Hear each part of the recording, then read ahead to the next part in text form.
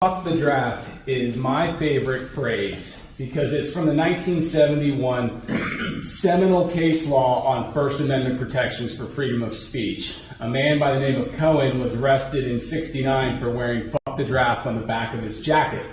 He went into a courthouse and was arrested for disorderly conduct simply for displaying what some people would consider an expletive.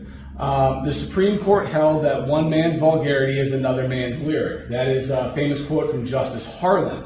So, long story short, you guys said that Antietam Cable cut your feed. When I called them in October, they said that there was no such thing. They didn't cut your feed because of the word fuck or any other word. And then Julie Green at the Herald Mail quoted them saying exactly the same thing a week ago, that there was more interesting stuff to cover, such as the Grass Grow Show or Watching Paint Dry channel. So they were covering that more interesting subject matter than these meetings, because these meetings are like getting a root canal.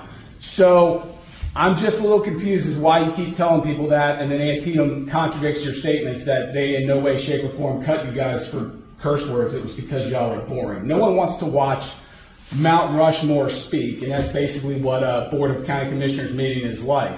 I don't really have much to say other than the Washington County Republican Club held its presidential race, and a guy named Matt came in first with a margin of votes about 7-1 to the guy who came in number 2, Washington County Board of County Commissioners, Commissioner Derek Harvey, number 2, by a margin of 7-1, beaten by some guy named Matt.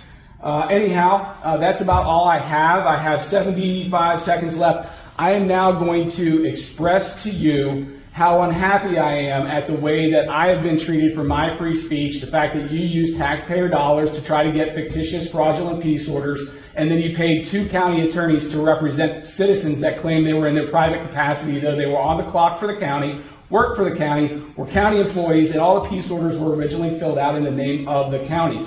So I am not very happy with the way that you spent my tax dollars, guys, on attorneys to try to sue citizens because you disagree with their free speech. So at this point in time, anyone that doesn't want to see me moon Mount Rushmore here and give my expressive, artistic, First Amendment protected freedom of expression about how I think of these guys, you can leave or close your eyes for 5 seconds, because that's about all they're going to get.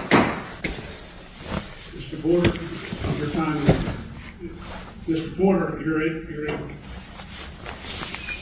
disrupting this meeting. I asked you to leave. I still had my time.